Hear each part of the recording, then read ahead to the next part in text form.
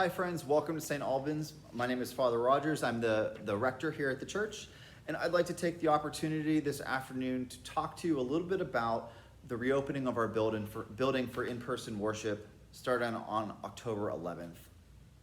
First, I'd like to say a little bit about what corporate worship, or coming together to worship. The prayer book describes corporate worship as necessary for God's mission in the world. It's necessary for the spiritual health of Christians. So therefore, members and guests to St. Albans are encouraged to regularly attend worship. Now today, given the nature of the pandemic, we are asking you to discern and to decide what that looks like. So far, we've been offering online worship through Facebook Live, and we've also been offering a few opportunities for in-person worship. We are looking to expand our in-person worship opportunities by reopening our building for Sunday morning worship for an 8 o'clock and a 10:15 liturgy. However, we will also have more in-person worship opportunities. We'll continue our Wednesday morning prayer at 8 o'clock in the morning. We will also have Wednesday evening prayer and in Trek, which is a running and walking group that meets at Capital University on Wednesday evenings at 6:30. We're also going to continue all of the online worship opportunities that we've had Monday evening at 8 o'clock for Compline, and then Thursday noonday prayer on Facebook Live as well. But let's talk a little bit about what Sunday morning is going to look like as we move to come back into our building. First, we're asking that if you intend to come to worship on Sunday morning, either at the 8 or the 10:15 service, please let us know. You can let us know by going into the red door and finding the registration link. Now that registration link will give you the option of attending either of those services, and it'll let us know who's coming with you. We're doing this for two reasons. The first reason is that we want to make sure that we know who's in church with us should the unfortunate event happen that somebody becomes sick. That way we can let everybody know that there was somebody who had COVID here at St. Albans, and we can contact trace to make sure that everybody is taken care of, safe, and as healthy as possible. Next, the other reason we want to know who's going to be with us in church on Sunday and how many is because we have a limited number of seats available at both the 8 and the 10:15 service.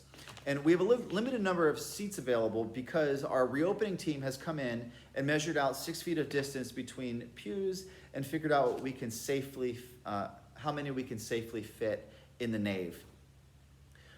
So please follow that registration link to fill out an intent to come to worship. If you need help doing that, please let Janet Lewis know. You can contact her at admin@stalbans-bexley.org, or you can simply call the church. Next, once you fill out that registration or intent to come, we ask that you please try to arrive to church early. There's several procedures and protocol changes that are taking place on Sunday morning, and your arriving early will help for a smooth, orderly, and safe entrance into the church for everybody. So once you arrive early, you'll be greeted at the red doors by an usher. We ask that as you come up the sidewalk, you have your mask on. If you've forgotten a mask, please notify the usher and they will provide you with one. As you come into the church, there will be a hand sanitizer station. We ask that everybody please use that hand sanitizer station. And then once your hands are sanitized, you can pick up a bulletin. Next to the bulletins, there will be an offering plate. If you choose, you may drop your offering or your pledge in the offering plate before the usher directs you to a seat. You'll also notice that all of our pews are numbered. The usher will direct you to a numbered pew. Even numbers are on the organ side of the church, odd numbers on the pulpit side of the church. And the reason they're going to direct you to a pew is, as I said, we have them measured out, and we want to make sure that we are maintaining at least 6 feet of distance between individuals or families and the next individual and family. There are a few liturgical changes that are happening as well. As I mentioned, the offering plates are going to be by the doors, both the entrance and the exit. We will not be passing the offering plates during the liturgy, nor will we be passing the peace with a handshake or hugs as we had in the past. we'll simply be doing a gesture of peace, a bow, a wave, or an acknowledgement of those near you in worship. Also, for the next few weeks, I've decided that we are going to continue the service of morning prayer. While I research best practices for celebrating the Holy Eucharist in the midst of COVID, I want to make sure that we're doing as much as possible to celebrate the sacrament in a safe way to care for one another. We are looking to resume Holy Communion starting on November 1st, which also happens to be All Saints' Day. Another liturgical change that you'll notice is that the choir and the altar party will not process at the beginning of the liturgy, nor will they recess at the end of the liturgy. And the reason we're doing that is we want to make sure that we're maintaining that 6 foot of distance between everybody, and a procession down the middle aisle would cause people to walk by one another within that 6 foot space. Once everybody is seated in the church, we will invite you to prayerfully listen to the prelude. Announcements will happen, and then we will be having our choral scholars offer our hymns. We ask that you please stand for the hymn and listen to the music, take in the words, meditate on the words, pray over them, but please don't sing out loud, as singing out loud is one of the ways that COVID is easily spread. At the end of the liturgy, as I mentioned, there will be no recession.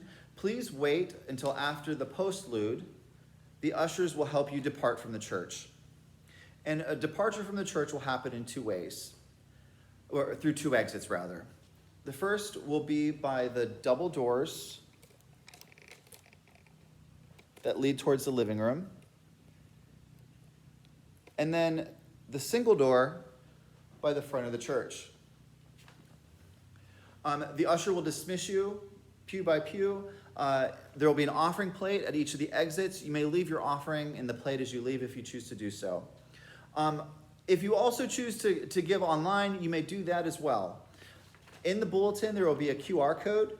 You can simply take out your phone and open your camera, hold your camera in front of that code, and it'll give you the option to go to that website, and then you can go to that website and give online with a credit card, a debit card, or a bank account. Once again, I'd like to say that I am so excited to see you either in person on Sunday or online. Thank you so much for the many ways that you have blessed us with your prayers and support over the last several months. And I look forward to that continuing as we continue our worship life together, either in person or, as I said, online. Peace be with you. Take care.